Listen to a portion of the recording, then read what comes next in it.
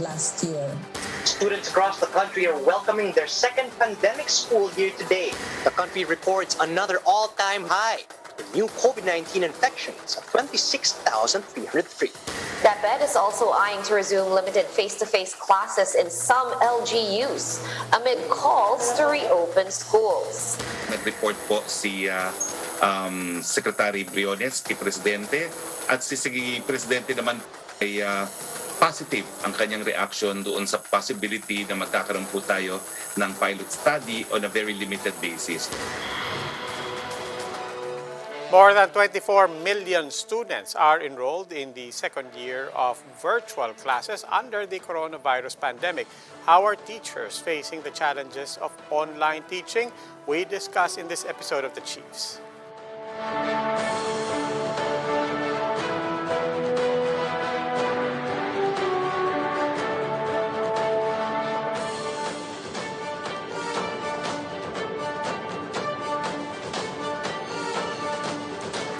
Welcome to this special edition of The Chiefs. Ako po si Robbie Alampay, and with us are Lucy Cruz Valdez of News 5 and Ed Lingao of One News. Chiefs, good evening. Good evening, Robbie. Good evening. Happy Tuesday. Monday. Happy Monday with a Monday question. pala. Ikaw talaga, sa sobrang kaka-half full mo, gusto mo malapit na yung weekend. Okay. Diba? Oh, pero tsaka dapat alam mo, start na school. It's a very, Oo nga pala. it's a pala. very important Kaya milestone. ngayon ang topic. In fact, ipasok na natin yung guest natin because I imagine kanina maraming pa nanonood ngayon, really eager to talk about it. We begin tonight with Department of Education Secretary Leonor Briones. Good evening, Secretary Briones. Good evening, ma'am. Good evening. Good evening. Pagandang gabi, mayong gabi kaninyong tanan. Ma'am, everybody saw naman your statement. Really, understandably, you want to start off with some hope and some message of hope. You used words like success, even victory. That has raised a few eyebrows. We'll get to that later. But let's start off with you just setting the scene for us. How is the first day, and what do you anticipate in this school year relative to really what we had to plod through last year? Well, the first day went very well. We had 24.6 million learners already registered, not including those who are in the non-formal sector, which is the alternative learning systems, di pa complete ang data nila, and also the overseas schools from abroad, because we have Filipino schools from which are based abroad, and we are waiting for the numbers. We also have extended enrollment up to the end of the month, and we anticipate that there will be more enrollees coming in now that they know that it's all systems go. Blended learning to make sure that the children are safe. And if the president will allow us to conduct pilot face-to-face studies, it will be on a very limited scale, both for public schools and for private schools, carefully selected. Yeah. Pero ma'am, yung pong face-to-face, I mean, that's particularly one particular hurdle that we never really got past.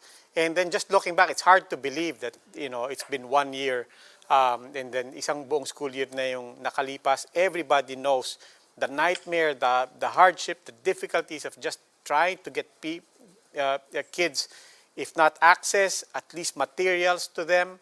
But given all of that, kasi nagfa-flashback lahat kung gaano kahirap, what exactly do you mean when you say, the victory of last year? Where is that coming from? What exactly do you mean by that?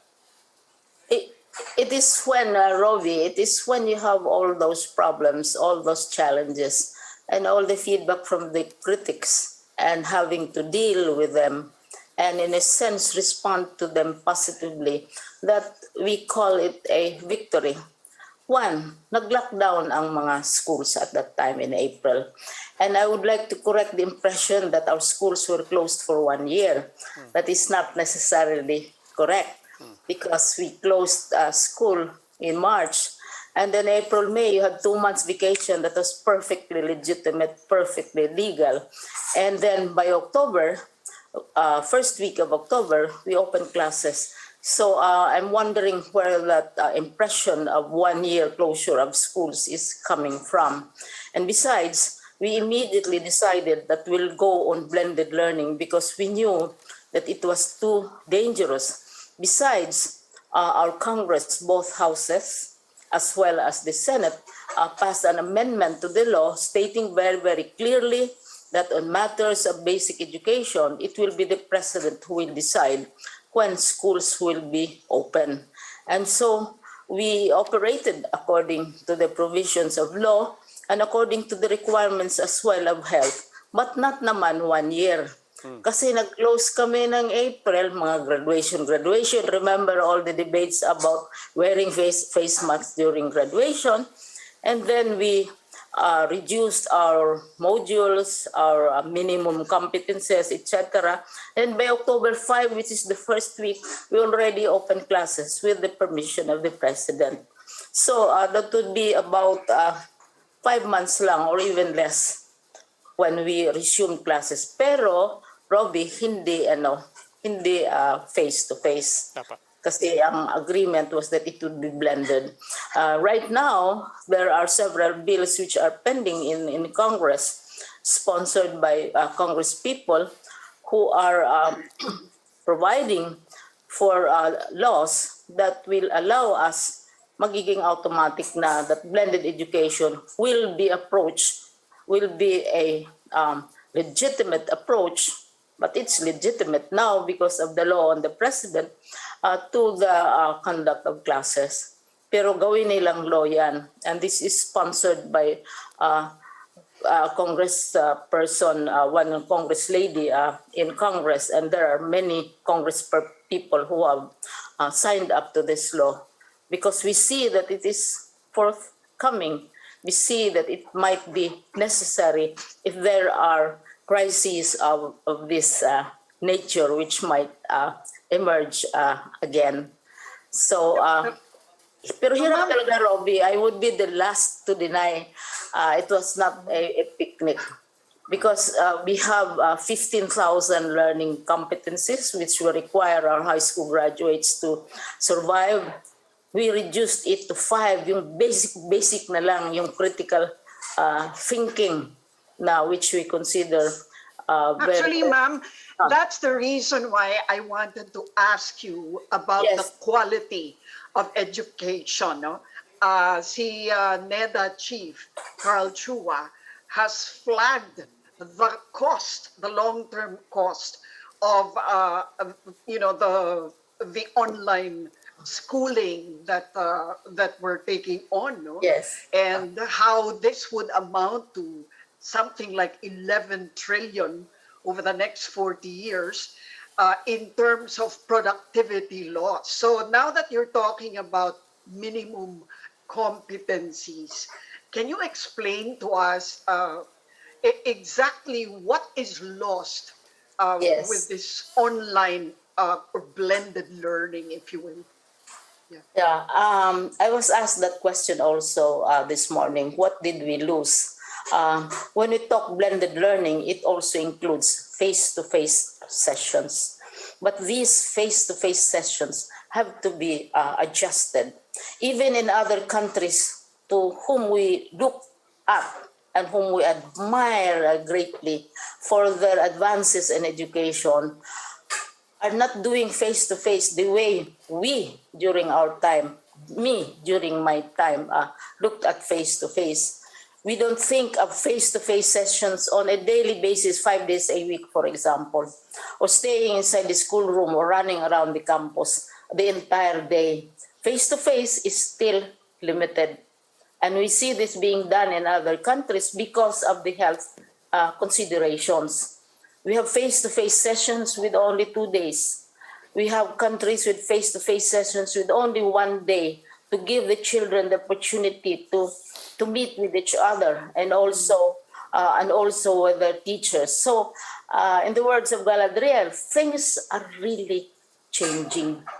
And this COVID had a major role in all these changes. And we have to move along with these changes, of course.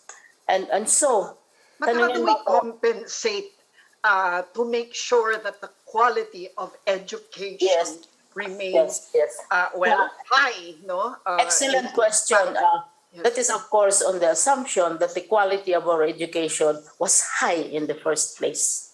yes, And I then know. Yes. Which is a Still. matter of debate. And I always say, and I joke, Well, that as Secretary of Education, I'm not responsible for the state of grammar of the adults because they were not our students. Or the capacity to add 1+1, they were not our students during that time. Our students are those in basic education at present. And so even before COVID, remember Lucy Pitt's PISA? Everybody was wailing and weeping Yes. and gnashing their teeth because we were at the bottom of the list. As early as that time, we already decided that we would shift to quality education. Yung tawag namin edukalidad, and we had all those press conference, all the materials. We studied the results of the PISA examinations. We had very lengthy. I met myself with the organizer, the person in charge of the PISA enterprise, not the Tower of PISA. My undersecretary went to London also to talk with him. We met again in Thailand so that we could discuss what best we can do to respond to the situation in the Philippines. So even before Yes, right. COVID, we were already shifting. You will recall in Yes, your files that we yes. announced. Well, yes, we do accept that. We do accept that. But now, Yes. do you accept that it's even worse now because of online? No, I mean, you got to accept Yeah. it must have deteriorated further.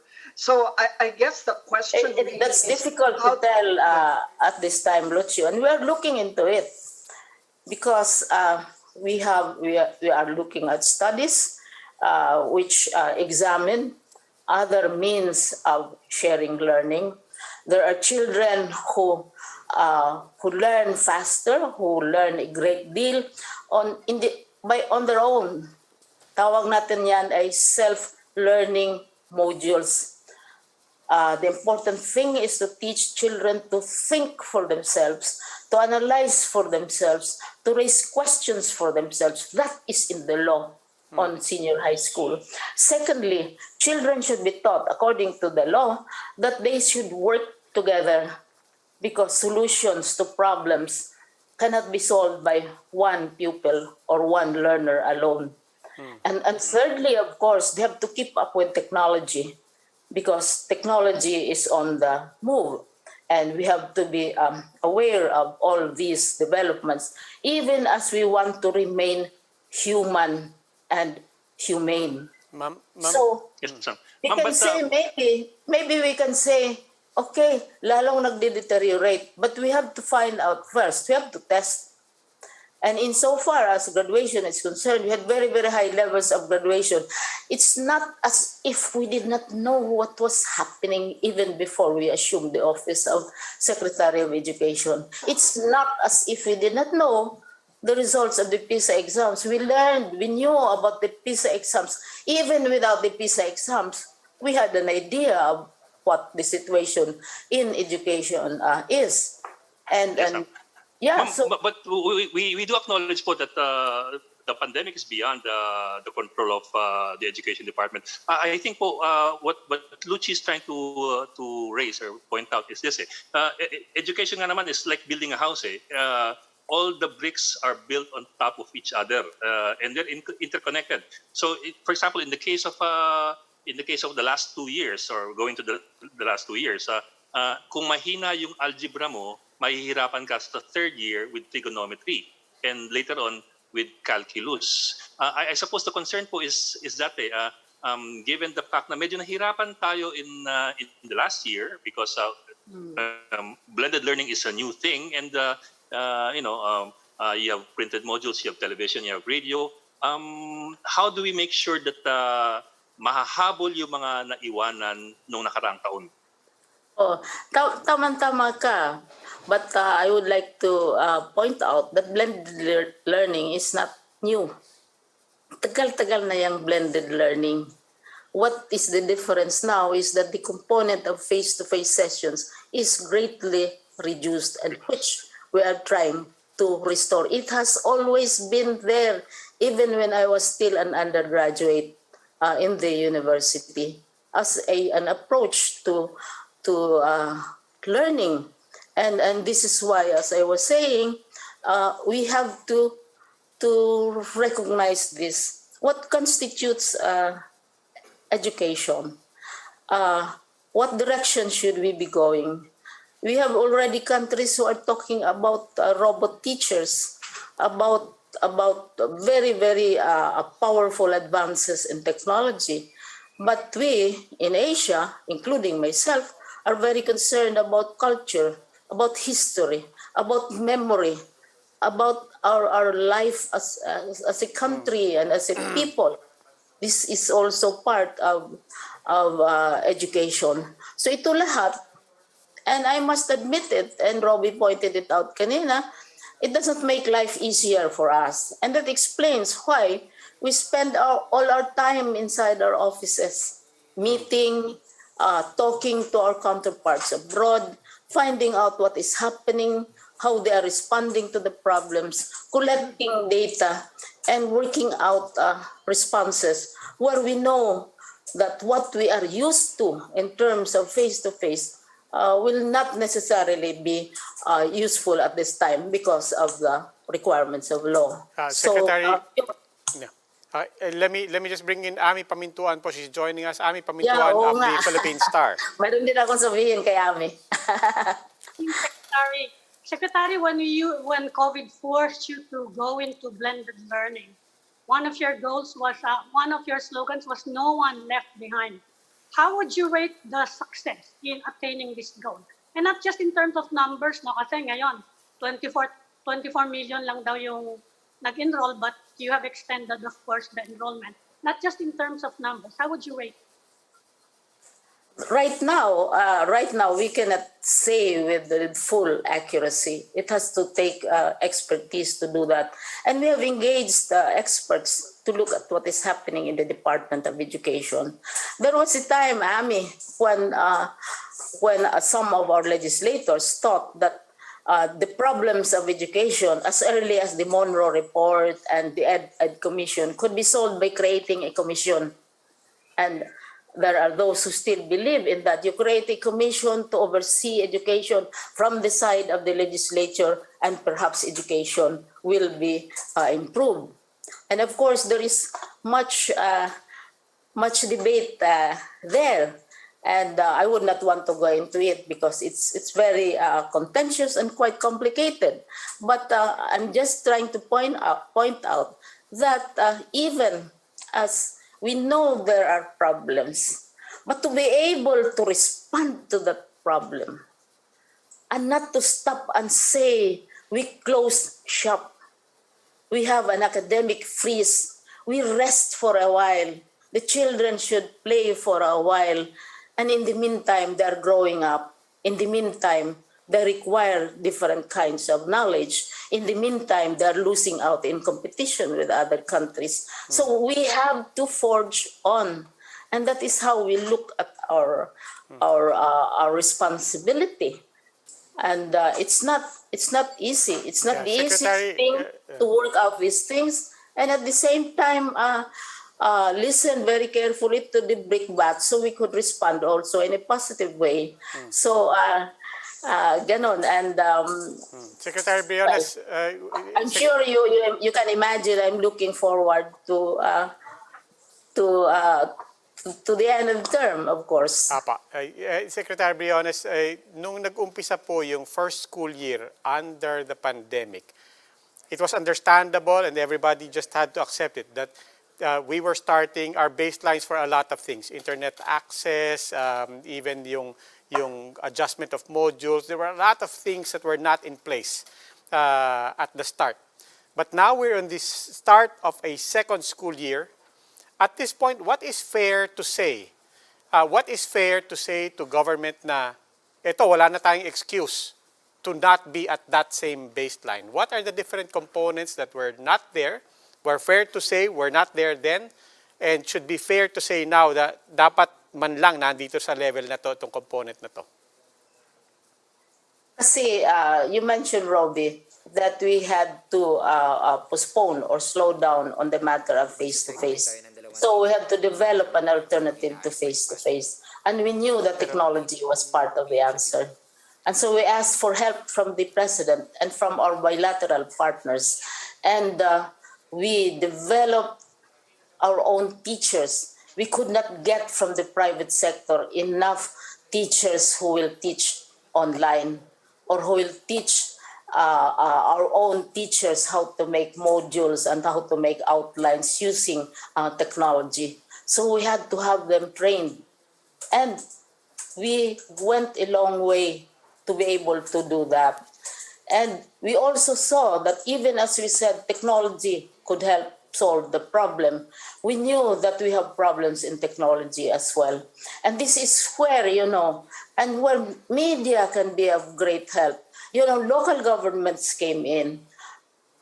There were at least three local governments who spent billions of their own budgets to distribute hundreds of thousands of digital toys and equipment to the children in their local governments.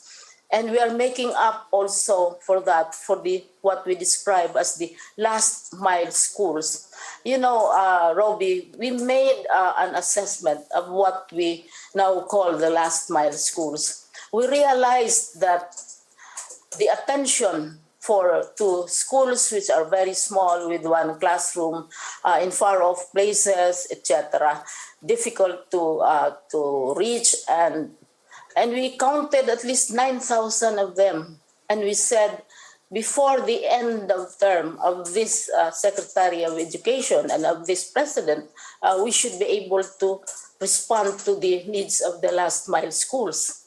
And our bilateral partners came in, business came in, local governments came in, and of course, parents also came in. The need for digital equipment was very, very clear. Also, we noticed that we have, through the years, developed I will not say developed, but we have this dependency on printed materials printed on paper. And every year, we spend billions printing modules, revising them, correcting them, listening to feedback, etc. And when the next storm comes around, they might get swept away. So we said we have to lessen the dependence on printed material, and technology is the answer, but we have no control over technology. And this is where the other agencies who are into technology are helping out, where the community is helping out, where parents are helping out. And for example, the Department of Finance doubled its effort in catching smugglers of digital toys, cell phones, laptops, and etc., and then pass them on to us after the usual legal procedures. And we immediately pass them on to the last mile schools. It's you notice I'm very fond of quotes because quotes can be very meaningful. One of my predecessors, remember Ed and Luci and Ami, when PISA was instituted, I had 7 secretaries of education as my predecessors. I was the one who decided that we will participate and we will look at the mirror and ask ourselves, mirror, mirror on the wall, who pronounces English or who knows to add 1 + 1 = 3 better than any other one. I was the only one who did that with 7 predecessors during the PISA period. But that is part of what what it takes. That is part of what courage is all about, to be able to face ourselves. Anyway, so ang tanong ngayon how are we faring this year compared to last year? We expect to fare better in spite of the fact that we have to deal with Delta virus this time. Last time, the president suspended face-to-face learning because of the UK variant. Now we have this Delta variant to deal with, and they're talking about another variant as well. Still, we have to forge on. And I'm sure Luci remembers very, very clearly, since you are already covering Social Watch and Freedom from Death. During that time, during the 80s, I already said, Careful. yes, during that time, I already said, Luci, if we spend much of resources in paying debt and not paying for education, then 30 years from now, we will see the results of that neglect of our children. It's now 30 years, 40 years from the time that I said that on the matter of the debate over... You're right. My son is 28 years old. You're so tingnan right. mo yan. I remember that. Okay. You have to bear in mind that I Yeah, cannot mentally... that's true. That's I the attest training to that that. we got. Yeah. So remember I said that in 30 years' time, we're going to feel the effect of our preference for other kinds of expenditure over education. So I would be So the last... will we take another 30 years to catch up? Kaya nga sabi namin, we will not wait. We will not wait because we have seen and heard the results. You see them. And you complain about them. We complain about them. And we finger point about them. But I would like to say quite frankly, I'm not responsible for certain states of English and mathematics and 1 + 1 = 3. Because right now we are concerned with the We grade 1, exonerate the you. grade 2, the grade 6, and so on. Kids, if we complain about the state of English at this time, certainly, and I would like to emphasize, we are not responsible for that.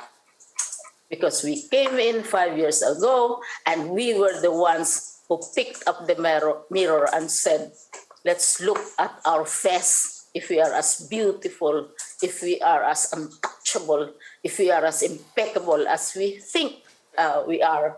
And we got the answer, painful answer. But now the time has come for us to work together. And then, fair enough, and we will continue to follow your own work and what legacies you will also leave behind under this administration. Until then, we will continue this conversation. But for now, we will have to let go of Education Secretary Leonor Briones. Secretary Briones, maraming salamat po. Pwede pang sumingit lang ako sige para pa. sa Sige pa. mayroong kasing observation si Ami na I might have been too onion-skinned on the matter of the multilateral criticizing us. Well, we are co-owners of this multilateral institution. They have been with us since 1944. At the time we contributed, we subscribed $990 million, even as our people were starving, to be part of this institution. Right now, I asked them to value how much our subscription is. It's more than $17 billion. And so therefore, it is always standard protocol that you inform subscribers, co-owners to whom you report on the results of your operation, what are the findings that you have? And that was not done. And this is why I insisted that the apology should be to my country and not to the Secretary of Education. Yun lang ang explanation ko, Ami. Okay. Again, Thank Secretary... you for that because it gives me an opportunity. once again... Owner tayo ha, $17 billion ang ating subscription right now. ang value. We started $990 million. May-ari tayo niyan. Once again, So, Secretary Briones, maraming salamat po. Ingat po kayo. Ingat po. Thank you, Salamat, ma'am. ingat. Now joining us are Alliance of Concerned Teachers Secretary General Raymond Basilio and Teachers Dignity Coalition Chairperson Benjo Basas. Good evening. Good evening gabi po. po. Good evening. Nakaano na ba tayo? Andito na ba sila? Mukhang sineset up pa raw ang ating mga guest na guro at saka yung mga kasapi ng mga association of teachers. In the meantime, ang hirap pa rin talaga nung hinaharap ng DepEd. In fairness, in all reality, but I also understand yung dismay at saka yung frustration ng mga parents at saka ng mga teachers, as we'll find out.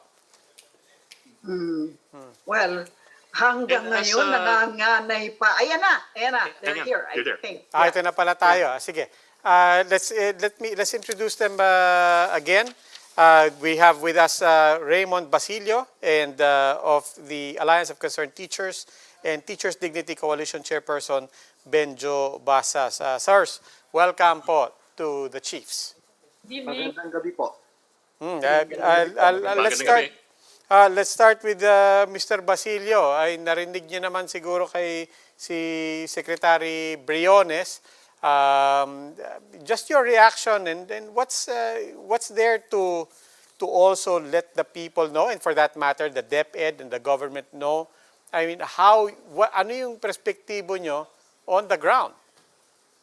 Alam mo, maraming mga matamis na salitang binitawan si Secretary kanina, no? Pero basic lang po yung tanong, no? Ilang laptop computers yung naipamahagi sa mga guro? Ilang mga binipilay work ng ating mga teachers? Saan yung bilang ng self-learning modules na naipamahagi sa mga mag-aaral, no? These are basic figures na tingin namin ay hindi sinagot at ayaw banggitin ng kalihim ng edukasyon, no? Kakagaling ko lang po sa pag-iikot sa mga probinsya at nakita ko po yung terribleng dinanas ng mga guro sa Bicol po habang dinadanas ng mga guro yung bagyong Julina ay nasa eskwelahan ng ating mga guro, nagpiprint ng mga modules at nakakaasar dito yung kanilang mga gadgets ay bumibigay na, 10 piraso na lang yung kayang ilabas ng machine. Saan po ang Department of Education upang mag-asista sa ating mga guro? No? Nasa patuloy na dinadanas yung hirap, yung problema na hatid nitong kawalan ng kahandaan at kawalan ng pag-alaga ng Department of Education upang ibigay yung mga nararapat na pangailangan ng ating mga guro. Ang panawagan natin, internet allowance, binigyan po tayo ng SIM card na nakalimit sa 1 gig per day yung maaring gamitin. Paano po gagamitin ng mga teachers yan, no? Paano po sa mga areas na walang signal? Ano pong silbi nun, no? Kaya ginagawa pong katatawanan na lang ng mga guro natin itong ibinigay na SIM card halimbawa ng Department of Education. And of course, hindi ito binanggit ni Secretary Briones sa kanyang mga speeches, no? Yung nga sabi ko, maraming matatamis na salita ang binitawan, ngunit walang isang salita na binanggit hinggil sa solusyon sa mga problema na kinakaharap ng mga guro at ng ating mga mag-aaral. Saan sila nagkamali? Okay, kasi alam mo, madaling sabihin talaga, walang mga ganito, walang ganon, wala SIM card lang ang binigay. Pero ganito na lang, no? Ano ang mga dapat nilang ginawa na hindi nila ginawa? I mean, let's be really specific about what they did not do that they should have done. Lutz, yung pinakaunang ginawa sana ay nag-engage sa mga stakeholders, ano? Makinig, no? Ano nga ba ang kalagayan ng mga stakeholders? At mula doon ay magkakasama na bumuo ng solusyon. Ang problema po, itong mga problemang binabanggit namin since last year pa ito, pero ni isa ay hindi man po kami pinatawag upang mag-usap. Ni isa dito ay wala pong mga solusyon na ino-offer ang departamento. Kaya ang nangyayari po talaga dito, kung anong gusto nila, i-implement nila, ngunit kung ang question ay lapat ba ito doon sa kalagayan ng ibaba ay ibang usapan po. Zero Like, consultation? I mean, Mr. Casas, will you back that up? I mean, that you were not consulted? I mean, not necessarily your organizations, but in general, the public school teachers? Yeah, definitely, no. But of course, no, if the DepEd would want to consult, no, and to get the sentiments of our teachers, na syempre sa tingin namin, ang unang-una dapat niyang kakausapin yung mga organized groups, no. Kasi dito sa mga grupo, dito sa mga organizations, no, hindi madali yung organization ano po, no. Hindi rin madaling sumali sa mga organizations, no. So nandito, no, nandito yung dito magkakasama yung mga teacher, no. Dito sinasalang yung kanilang sentiments and even yung advocacies, no. But unfortunately, no, even I would speak for my organization, for the TDC, no. We had I think more than 15 letters, no, asking for dialogue, no, asking for the Department of Education leadership, no, to sit, no, and to talk about these problems, no, or challenges, no, if we don't call it problems, no. Pero kahit isa po doon wala, no, walang sagot. At least yung iba merong sagot pero sinagot lang, no, na through letters. We're asking for at least dialogue, no? Kung hindi pa po kami pinatatawag, no, sa Congress, no, sa House or diyan sa Senate at sa media, hindi po natin makakausap no, hindi natin ma-air ito, no. That's why we are publicly airing our grievances, no, our somewhat demands, no, sa ating Department of Education. Pero madali lang sana ito, no, kung nakakapag-usap, no, kasi ang DepEd naman, ayaw naman nila ng, kanina rin, almost may pag-amin naman yung ating mahal na kalihim, no, na somewhat siya ay medyo onion skin, no. Talaga naman pong gano'n, ano po, at one point nga, no, hiningi yung listahan, o yung pangalan ng aming mga miyembro, no, both, no, the TDC and the ACT, no, ay hiningi po ng Department of Education, ano, at wala kaming nakikita rito na ibang dahilan, kundi siguro gusto kaming, medyo medyo nakakatakot po ito, na-threaten yung aming mga kasapi, no? So that's one thing. Tama yung sinasabi ni Mr. Basilio, no, na unang-una talaga dapat ay upuan natin ito, no. And we are more than willing and we would be happy, no, if this school year or this education under the pandemic situation would be successful, no. But yung totoong successful, not just declaration of success and victory. Pero second year nito ng implementation ng blended learning Siyempre, alam na rin more or less ng DepEd kung ano yung mga problema. And would you say na you are more ready now for this second year of implementation of this thing? Kahit pa paano, are you more ready now or mas marami pang ang kakulangan considering what you have learned in the past year? Well, kung sa amin po yan, kailangan nating makita ano yung kalagayan ng grounds ngayon. No? Kaya nga po, ang unang bungad ko kanina, sana binanggit ni Secretary Briones, ilang laptop computers na yung naipamigay sa mga teachers, ilang bilang ng mga modules yung available para sa ating mga estudyante. Kasi sa totoo lang po, hanggang ngayon nakakatanggap kami ng mga ulat na mga guro natin binigyan na ilang pirasong kopya ng modules. Bahala na kayo mag-photocopy niyan, humanap ng resources para sumapat sa bilang ng inyong mga estudyante. Until now, may online learning tayo pero yung problema ng access ng mga estudyante, ng mga mag-aaral dyan sa ating online learning, matiyak na may data connection sila, matiyak na may load sila, ay wala pong pinag-uusapan o walang solusyon na inihahapag. No? Kasi sa Manila po, totoo po talaga yan, marami pong lockdowns na nangyayari dito, walang trabaho yung mga magulang, gagastos ba sila para sa load ng kanilang mga anak, ipambili na po nila ng bigas yun. So yun po yung mga Mr. basics Benjo, sana na gusto namin. Mr. Benjo, kasi we were made to understand last year na na yung problema sa modules was supposed to have been addressed by the second semester kasi sabi nila last year naghahabol lang dahil bagong problema yung pandemya. So kung problema pa rin yan this year, gaano katalamak na problema yan? Yung kulang-kulang yung modules, yung nag-out of pocket yung mga teacher, how big a problem is that now? How extensive is that problem? Well, tama po, buti na-raise din yan. Kasi yung modules po, i-relate natin to nung nakaraang taon. Natapos yung first quarter, yan ay talagang gawa ng mga teacher. Gastos nila, printer nila. Most of the schools, most of our teachers, ganyan pong ginawa para makapag-provide sa mga bata. And then yung second grading po, ganun pa rin, yung second quarter. In fact, yung modules, sa ilang mga reported po ito, ng mga actual na mga kaso, ay dumating po yung modules right after the second quarter. And those modules are for the second quarter, di ba? Sem break, semestral break sila dumating, no? And then by the end of third quarter, siguro a few days, before the end of third quarter po ay nagpa-bidding yung DepEd, for the fourth quarter. Di ba? Amounting to I think 4 billion if I'm not mistaken, basta ang total po niyan is more than 10 billion Yung total na ginastos po natin dun sa modules. No? Ang point na, itong sinasabi po namin itong school year 2020-2021, ano? From October 2020 to July 2021, ang daming lessons, no? Na pwede po nating paghalawan, ano? Na pwede nating makita, no?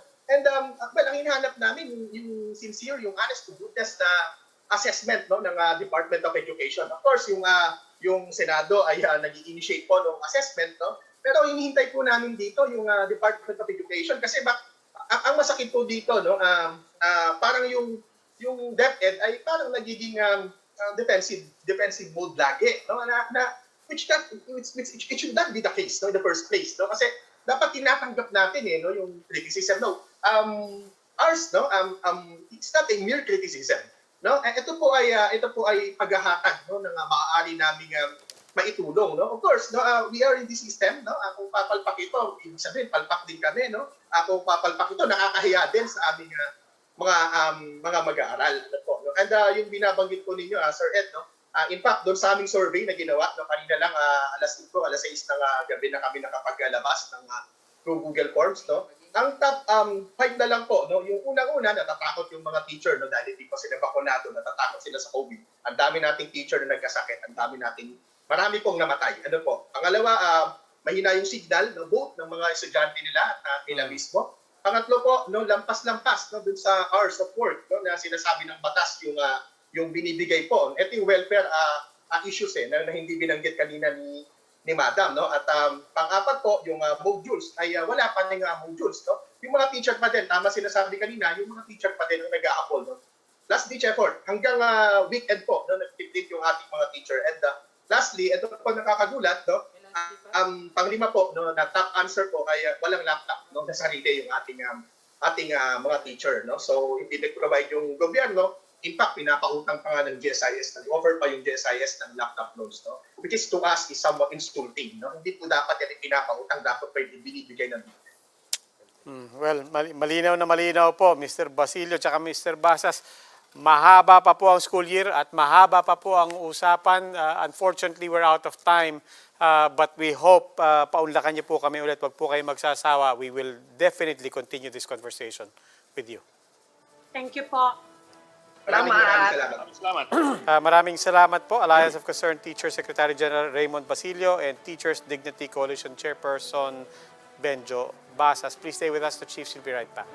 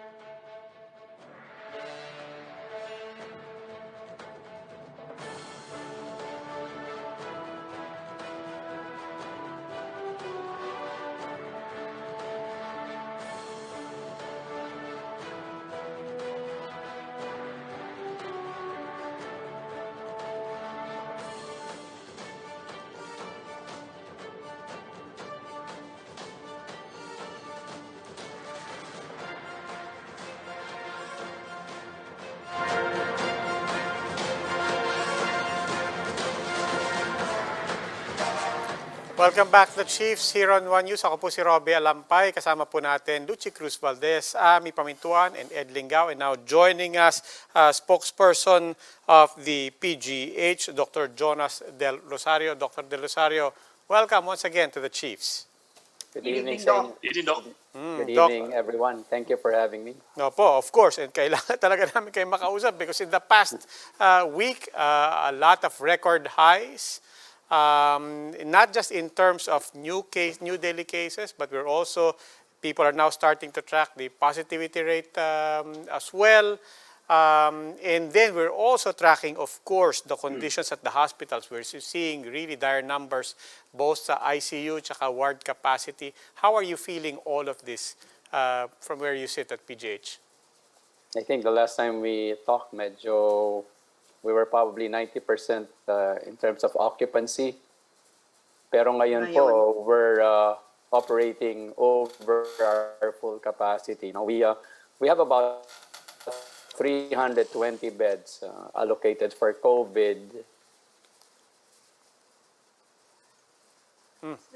Nag-freeze yata ang si Dr. Jonas. Inside the... Okay. Hello? Yeah, okay. Okay na. Nag-freeze lang po kayo momentarily. Yeah, we lost you po. Rewind tayo ng mga 20 seconds siguro. Okay. We're past our 320 bed capacity. We have about 310 patients inside the hospital, and then close to 60 patients in the emergency room. Our emergency room has become an extension of our hospital already, when supposedly, ERs are made to just triage patients and stabilize them and eventually move them to the floors. But then there are no openings safe enough to accommodate these patients, so we ended up keeping them in the emergency room.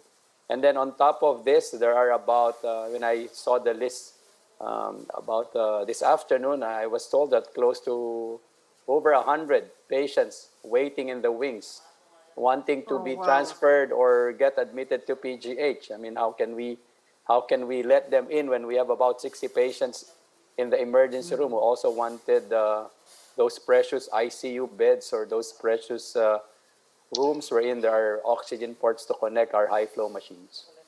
Doctor, may isa pang problema, no?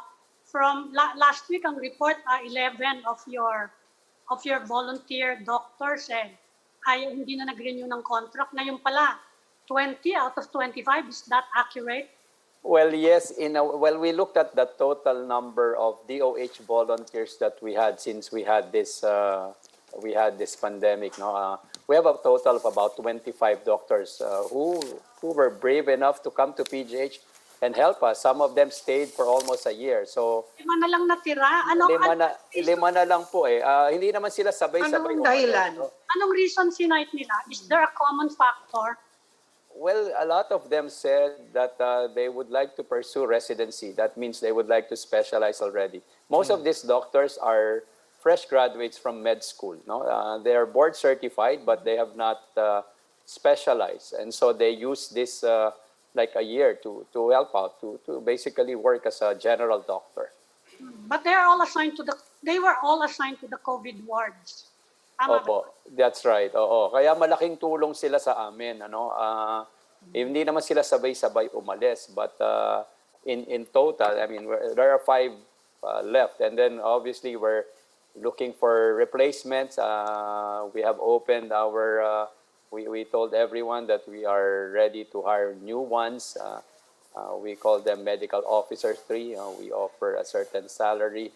So far, there are no takers as of last week. Why is that, Doc? Why do you think you have no takers for that 20 who have left already?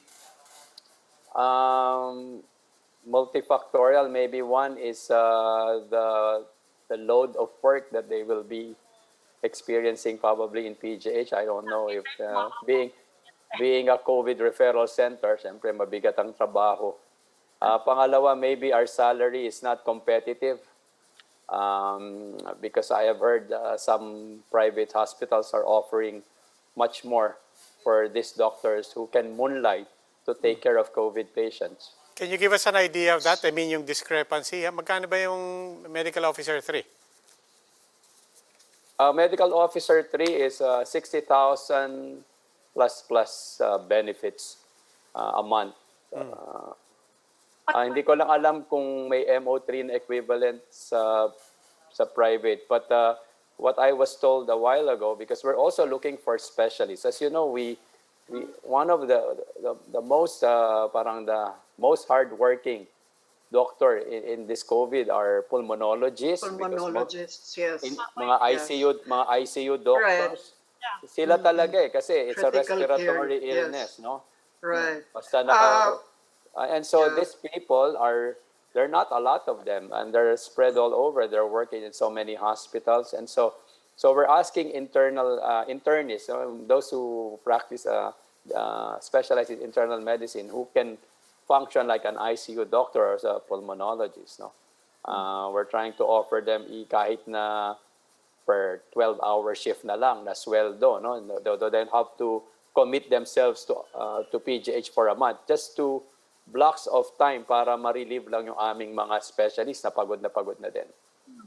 Hindi pa rin kayo, pwede mag-hire ng interns, no? Hindi pa rin, bawal pa rin yun. And well, the interns, maaaring kulang pa sa experience din, ano? Yeah. Well, interns in PGH are considered fifth-year medical students. No, the way that our curriculum has been made is they will not graduate until their internship. Unlike in other medical schools, after their fourth year, they get their medical degree as a graduate of that med school, and then they can go and do whatever, go to whatever hospital they want to do their internship. In PGH, parang sa fifth year pa namin sila talaga, after fifth year pa sila talaga gagraduate. So nagagamit naman din. Kahit So paano. the interns now are back. No, all of them are vaccinated, okay. so they're doing face-to-face encounters already. Although we don't deploy them to the COVID ward. So what they do is they go to the non-COVID part of the hospital, so that will at least allow us to get some more doctors to go to the COVID wards. Doc, Now you're losing nurses as well. Can you tell us more about it? Ilan na yung nawawala sa inyo? Saan kayo kumukuha ng replacement? Nakakakuha ba ng replacement? I asked the head of nursing this morning. Sabi niya, nung 2020, we lost about 75. And then this 2021, so far, we lost about 70. So roughly about 150 nurses. Alam mo, napapalitan naman, but the way it is in government, there's a process before you get appointed or you get hired. Yes. It takes a while, no? Hindi yun parang pag umalis yung isa, in a week's time, may kapalit na. The delay sometimes can be as long as 4 to 6 months. So, masakit, no? Nakakapilay po ng manpower kapag may umaalis bigla. Kasi po, we had the impression na yung nurses, mas gusto ng mga nurses sa public hospitals than the private hospitals because of the discrepancy dun sa pay. So apparently, hindi pala ganun kasimple. Well, ang kalaban natin ngayon ay yung mga ospital sa ibang bansa. Yes. Hindi na yung ospital sa Pilipinas, kundi napakaluwag po ngayon ng mga ospital sa United Kingdom, US.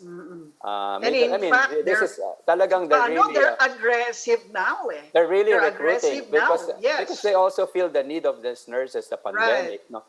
And they're really offering very nice benefits, including parang pati yung pamilya kasama na. So how can you refuse that if you're a nurse here? So what are your options, doctor? You need to replace your health workers. So we've been hiring naman. We've been hiring. So one way to stop the bleeding is to shrink the operations of PGH, which we have done. So then we now decided to further decrease the non-COVID part of the hospital so that we can get more nurses from these non-COVID wards and put them to assign them to the COVID wards. And then in terms of doctors, we have asked some of the non-medical departments. These are cutting departments. When I say cutting, the surgical subspecialties, surgery, ENT, ophtha, ortho, and then also the Department of Pediatrics to help out these adult medicine doctors. Most of the COVID patients are being taken care of by the Department of Internal Medicine. So what we decided is let's just do task sharing for now. It's like really going into war, all hands on deck. Wala munang kung ano ang specialty mo. We are all doctors here. Let's just help each other. So parang ganon, dahil that's the only way for us to be able to attend to this large number of patients that we have at this time. I mean, Doc, dati, the last time you were here, and it's always been a persistent dilemma na yung mga pumupuno rin ng mga wards sometimes, as many hospitals and health officials have expressed, is not necessarily the people who actually need hospitalization. So paulit-ulit yung message kung hindi naman kayo kailangan mag-hospital and so on. But yung current situation ngayon, given that that message kept going out before, is that still the same situation? I have to say that the patients right now in PGH, in terms of severity, 70% are severe to critical. So talagang kailangan ma-hospital. And then another 20% moderate, kailangan din ma-hospital. And then about 10% na mild, no? But in this mild cases are mild, but they also have comorbid. So actually, kailangan mo rin bantayan. And then we also have a share of our healthcare workers who are not very symptomatic. Some of them are mild, but they are our healthcare workers, so we promise to take care of them. So we also admit them to PGH. Yung dati, yung mga staff from the provinces, di ba, nililipat sa NCR.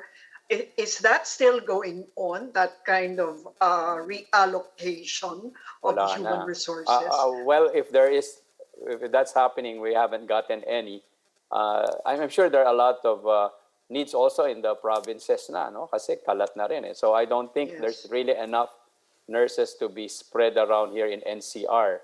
Kaya definitely PGH has not gotten them. In fact, we refused when we were being offered at that time because we felt like there are other hospitals which really need them. No? So we're staying with our own manpower, just shrinking the operations. Medyo naapektuhan po yung mga non-COVID patients na naman dahil nakabalik na sila ulit when the surge from March disappeared. So parang we're doing non-COVID, marami na naman. But now, we have to go back and focus ourselves to the COVID operations. Yung pediatric cases niyo, Doc, kumusta naman? And you're a pediatric doctor and people are talking about, well, it's the first day of classes and people are talking about pilot testing, in-person classes. Sa tingin niyo at this point, or at what point can we afford even a pilot test of limited in-person class? Saka considering yung pediatric cases niyo ngayon sa PGH. Okay, let's start. Yung pediatric cases, I told you, medyo tumataas and it is going up still. A reflection of what's going on basically in the community. So it's not like disproportionately umakyat yung pedya, no? So umakyat lang din dahil ang daming kaso. And then of course, if you have more cases, you'll end up seeing more severe cases of kids, no?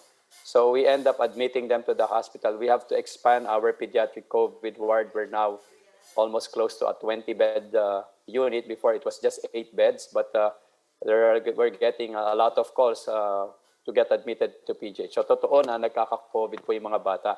And with that, I would like to segue that I don't think this is the time to, unfortunately, even if I want to, my kid does not like doing online classes.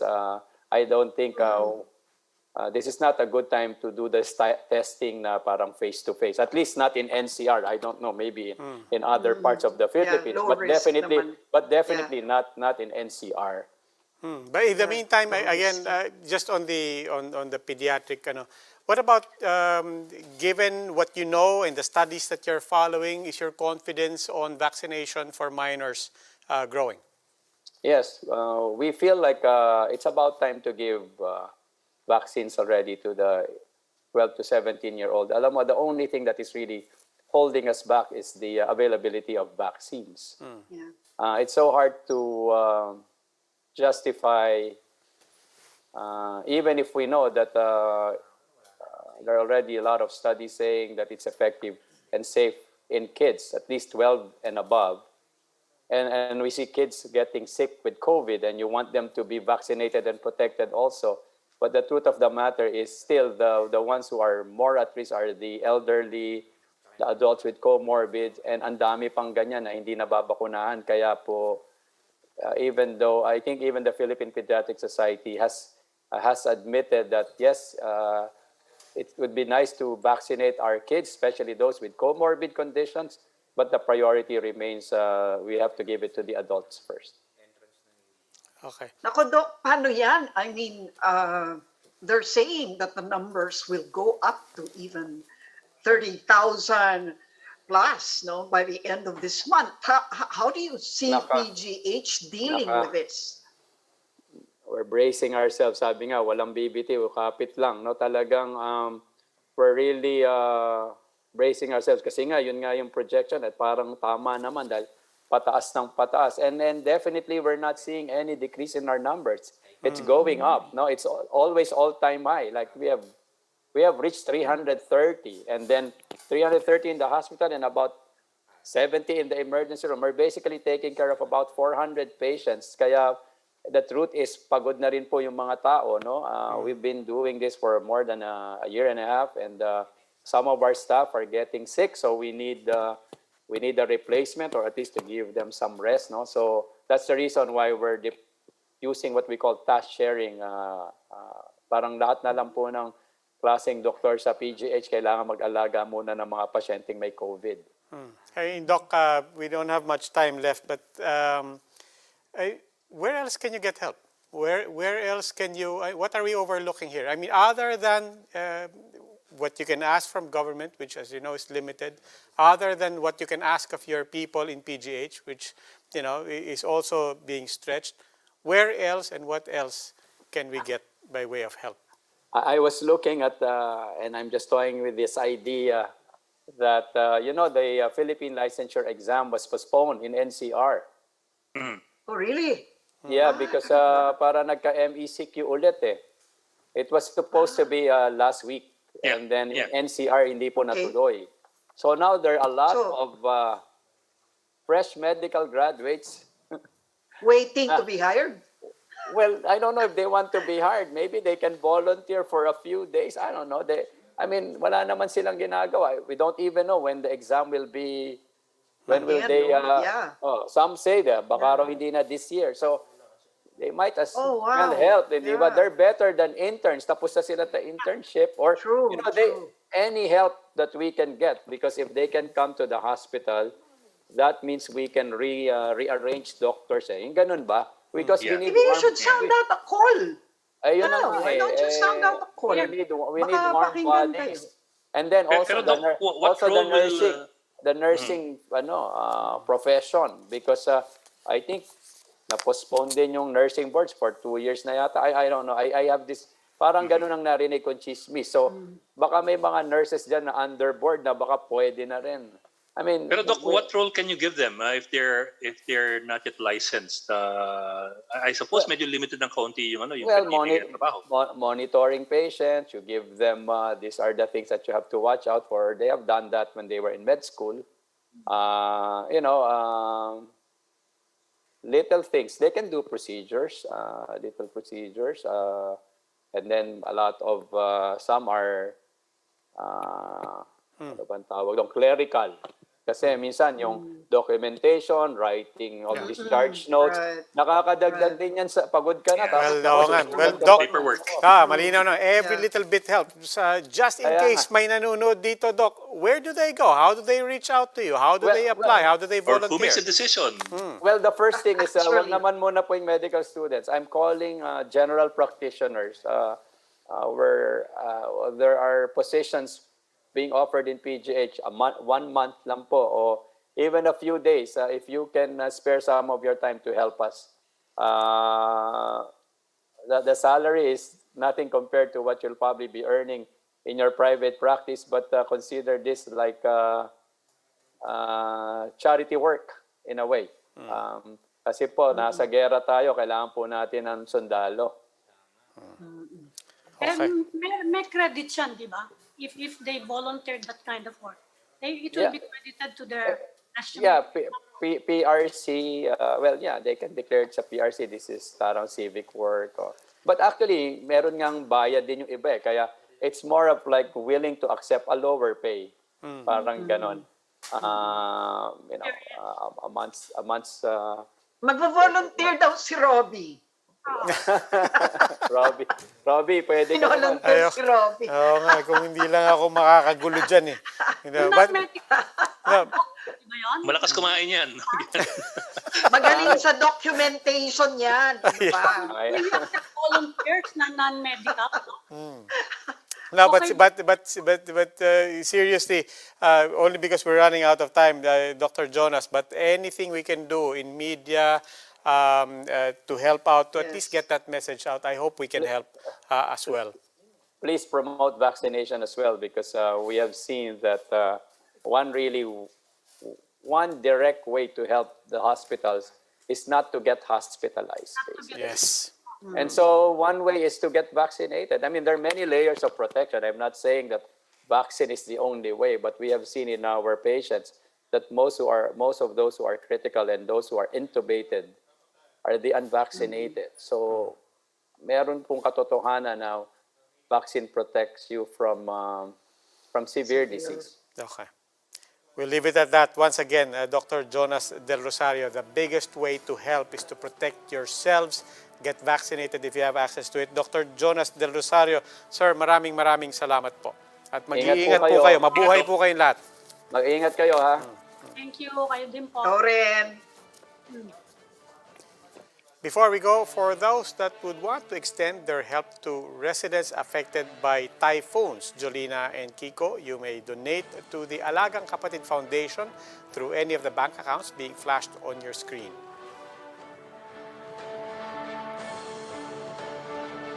That will be all for this special edition of The Chiefs. We hope what was discussed here will keep the conversation going.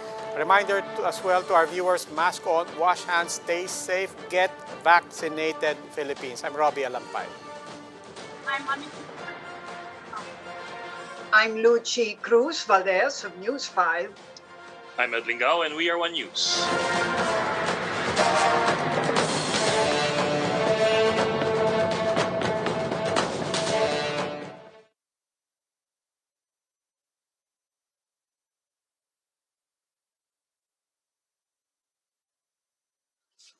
May speech daw.